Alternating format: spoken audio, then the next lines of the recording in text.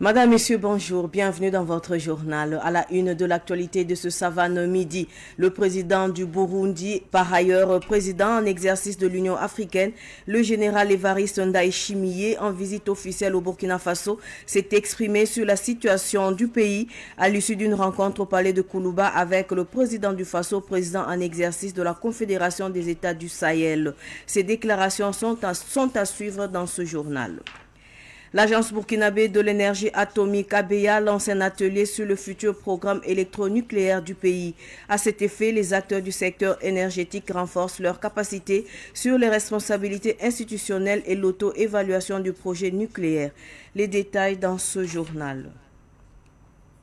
Comme je le disais dans les titres, le président burundais et président en exercice de l'Union africaine, le général Évariste Ndayishimiye a eu un entretien avec le président du Faso et président en exercice de la Confédération des États du Sahel, le capitaine Ibrahim Traoré, hier après-midi. À sa sortie d'audience, le président en exercice de l'Union africaine a dit mieux comprendre la réalité du Sahel. Écoutons le général Évariste Ndayishimiye après sa réunion au palais de Koulouba. Je profite de cette occasion aussi pour féliciter mon frère, camarade Ibrahim Traoré, pour son courage, son dévouement, son engagement pour la paix et la stabilité dans son pays. Ce que j'ai trouvé démontre très bien que le peuple est uni derrière les institutions pour combattre l'ennemi commun. Je félicite aussi le peuple burkinabé de son amour patriotique, de son soutien derrière son président. Ici, je suis venu en tant que président de l'Union africaine et aussi je me réjouis d'avoir rencontré mon frère en tant aussi que président de l'Alliance des États du Sahel. Comme vous le savez, l'Union africaine a décidé de m'envoyer comme émissaire de l'Union africaine dans la région de Sahel. Ça démontre aussi que l'esprit de l'Union africaine commence à voir clair sur la vraie union de l'Union africaine. Il est vrai, les pays africains ont des problèmes particuliers, chacun dans sa particularité. Le Burkina aussi a des défis, mais les défis n'empêchent pas que l'unité reste, la solidarité reste. C'est pour cela que l'Union africaine doit constituer un pont solide qui va lier le peuple burkinabé aux peuples africains, les institutions burkinabées et d'autres institutions africaines. Donc, je suis venu effectivement pour cimenter ce pont, pour discuter sur des questions diverses, surtout des questions concernant la lutte contre le terrorisme dans la région du Sahel, mais aussi la voie de stabilisation de ces pays et comment aussi renouer les bonnes relations qui doivent être entre les États du Sahel et l'Union africaine. Les discussions se sont passées très bien et maintenant je connais la réalité objective de la région du Sahel et aussi du peuple burkinabé et je compte dresser un bon rapport qui sera un rapport objectif que je vais présenter à l'Union africaine et j'espère que sur la base de ce rapport, les relations vont encore une fois se renforcer et on pourra aller ensemble vers un avenir commun. Je voudrais exprimer ma joie de voir la vision du camarade président du Burkina qui a initié ce programme. Ce programme montre l'unité entre les citoyens. C'est inspirant et aussi intrusant. C'est en ces termes que le président burundais, le général Évariste Ndayishimiye, s'est exprimé après sa visite hier lundi 20 avril dans l'après-midi du site de production de pavés de l'agence Faso-Mebo et du boulevard Thomas Sankara. Pour sa part, le directeur général de Faso-Mebo, le commandant Zoudnoma Ahmed Sakondé, a mis en avant la détermination des Burkinabés qui, sous l'impulsion du président du Faso, le capitaine Ibrahim Traoré, ont choisi de bâtir leur développement par leurs propres moyens.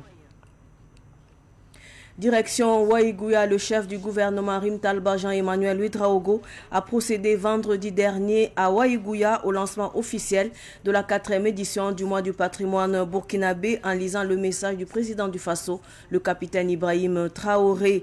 Dans ce message, le chef de l'État rappelle que le patrimoine culturel est le socle de l'identité nationale, est un facteur essentiel de cohésion sociale. Le Premier ministre a pour sa part invité l'ensemble des Burkinabés à s'engager davantage dans la promotion du patrimoine culturel national. Voici l'essentiel du message du président du Faso, lu par le chef du gouvernement au micro de Sibine Nkalsé.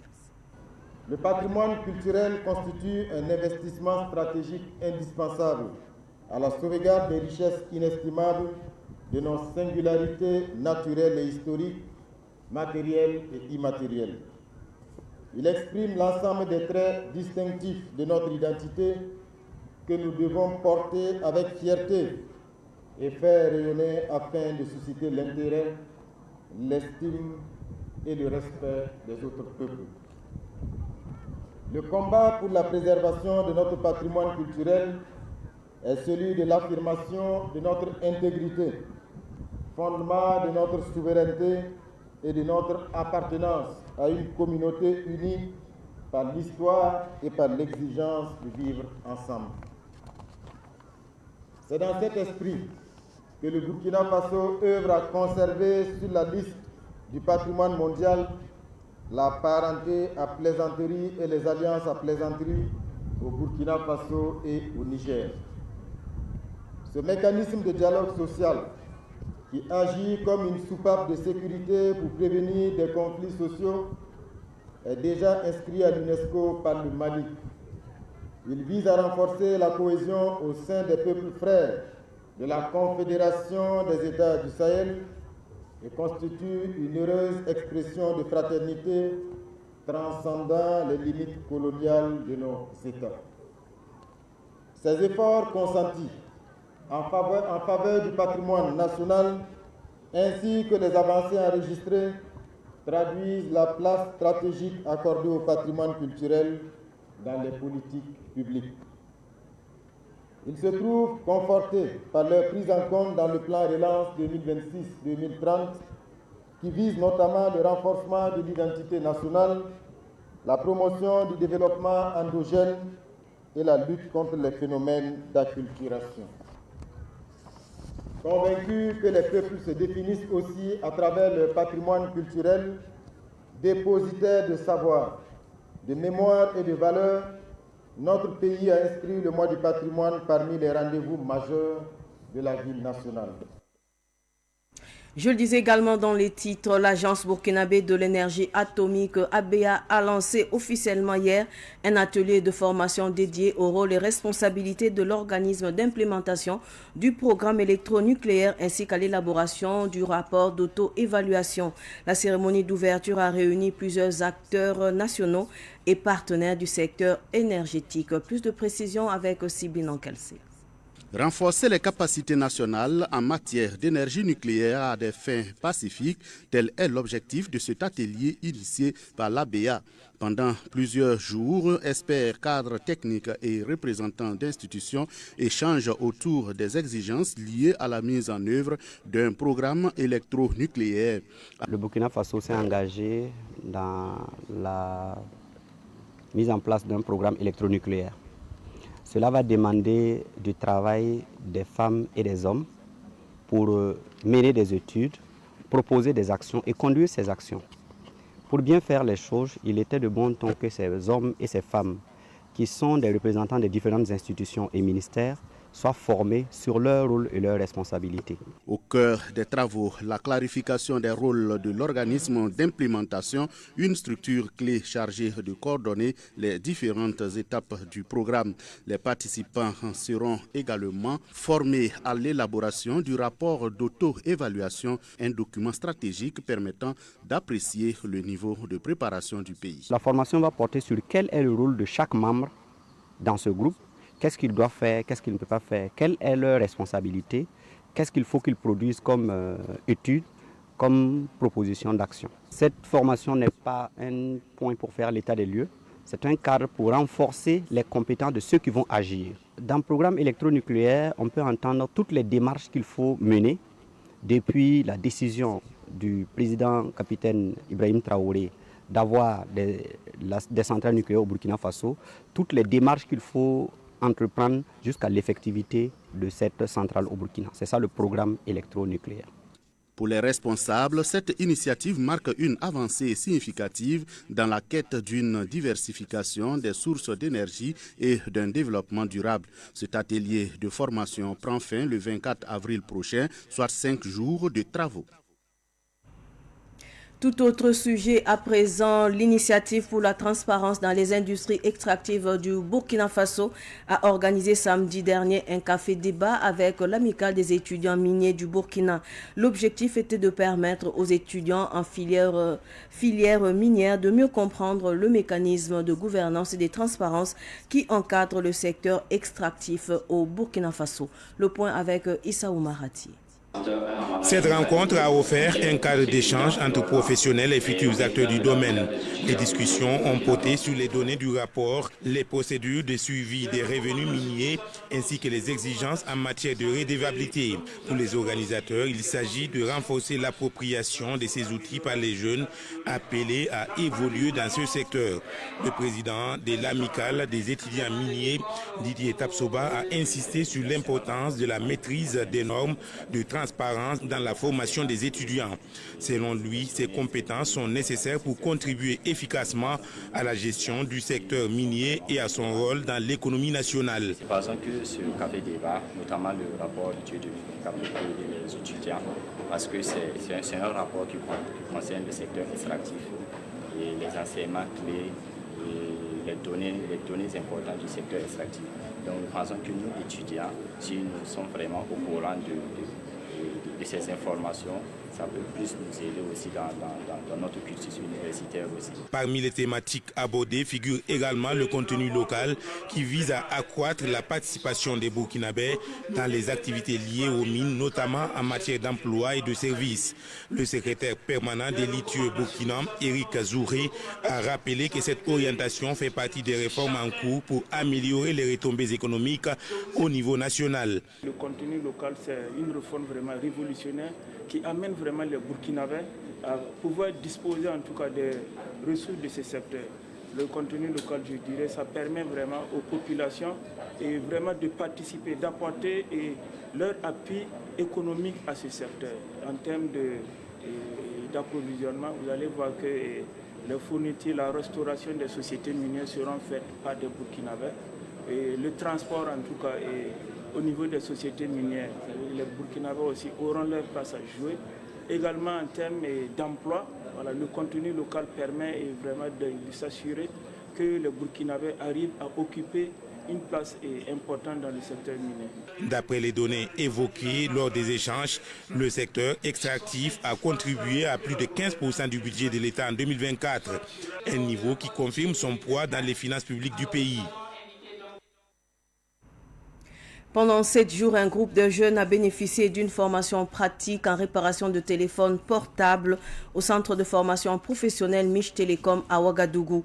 La formation s'est achevée dimanche dernier. Cette initiative vise à renforcer l'employabilité des jeunes et promouvoir l'auto-emploi. Moumini Nana et Joseph Kaboré, reportage. La formation a permis aux participants d'acquérir des compétences techniques essentielles. Les modules dispensés sont entre autres diagnostic des pannes, remplacement des composants, problématiques des réseaux, analyse générale. Selon le responsable du centre, cette session s'inscrit dans une stratégie de développement des compétences professionnelles adaptées aux besoins du marché. Ce qui m'a poussé d'organiser cette formation, vous allez voir que le chômage au Burkina Faso ici, hors du Burkina Faso, est beaucoup et surtout c'est ce qui m'a poussé d'organiser cette initiative pour vraiment aider la jeunesse, pour que chacun puisse avoir quelque chose à faire dans la vie. Donc moi, j'appelle aux autorités s'ils peuvent vraiment aider le centre, le centre CFP MTT, et qui a été agréé par le ministère même de l'enseignement, de nous accompagner pour avoir les kits de démarrage. Parce que quand je finis, je donne des kits avec moi-même mon propre fonds. Donc, s'ils peuvent vraiment nous accompagner pour qu'on puisse avoir un peu de quoi pour donner les kits à la fin de la formation, que ces gens-là puissent avoir de quoi aller mettre et ouvrir leur propre atelier.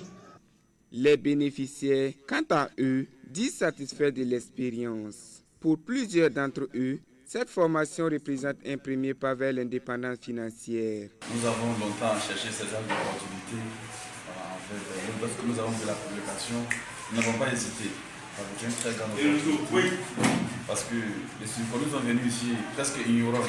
Mais au bout d'une semaine, nous sommes déjà des professionnels. Nous pouvons réparer à 80% des pas de courant des téléphones. Donc c'est un grand merci. Nous ne serons jamais remerciés du service Télécom et son équipe qui a mis cette formation en œuvre pour que nous autres puissions en profiter. Parce qu'avant, pour pouvoir acquérir ce que nous avons acquis durant ces 5 jours, il te faudrait au moins 1 an, 2 ans, 3 ans être apprenti quelque part avant de savoir faire ce que nous avons su déjà. Mais au bout de 5 jours, 7 jours, M. Télécom a su transmettre ce savoir à nous. Et il nous a fait partie des amateurs professionnels en moins de 5 jours. Vraiment, nous disons un grand merci pour tout ce qu'il a fait. Au-delà de l'apprentissage technique, cette initiative contribue également à redonner confiance à ces jeunes en leur offrant des perspectives concrètes d'avenir, selon le responsable du centre de formation Miss Télécom.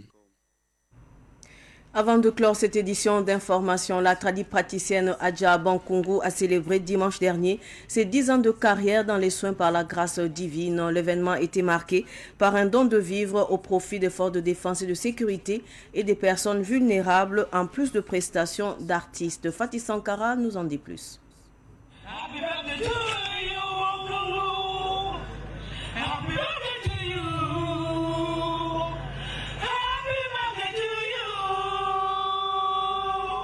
Prestations artistiques, ovations et allocutions, ce sont les moments forts de la célébration des 10 ans de carrière de la tradipraticienne Adja Bankungu. En 10 ans de pratique de soins par la grâce divine, Adja Bankungu a reçu des milliers de personnes de divers horizons. Après cette décennie, c'est avec plus de conviction que Adja Bankungu compte travailler davantage. Ça me dépasse vraiment. Vu la population, les autorités, les ministres de Morona, tout le monde est là. Donc je rends grâce à Dieu, que Dieu les bénisse, Dieu les élève. Voilà, Dieu accomplit ses désirs. La cérémonie des 10 ans de carrière a été rehaussée par la présence d'autorités coutumières, administratives et de plusieurs partenaires. À l'occasion, Adja Bankungu a offert 500 sacs de riz aux FDS et aux personnes vulnérables. Madame le ministre, nous voulons saluer tous les efforts de Madame Adja Bankungu, des efforts qui vont dans le sens de l'amélioration des conditions de vie de nos populations, qui est d'ailleurs le sacerdoce de Madame le ministre. Donc nous ne pouvons que dire merci à cette dame engagée et dévouée à la cause et à la condition de vie de nos populations. Donc nous avons été agréablement surprises par ce que nous avons vu ce soir. La mobilisation de la population témoigne des efforts qu'elle fait au sein de cette population, témoigne de l'amélioration des conditions de vie de cette population. Donc nous ne pouvons que dire merci et l'encourager et l'accompagner surtout pour que son travail aille de plus belle. En 10 ans de carrière, Adja Bankungu a glané plusieurs trophées, dont le Mousseau d'or, la Super Femme Patriote de 2025 et le prix PADEV. En 2024, elle a été élevée au rang de chevalier de l'ordre du mérite, de la santé et de l'action sociale avec Agraf Santé.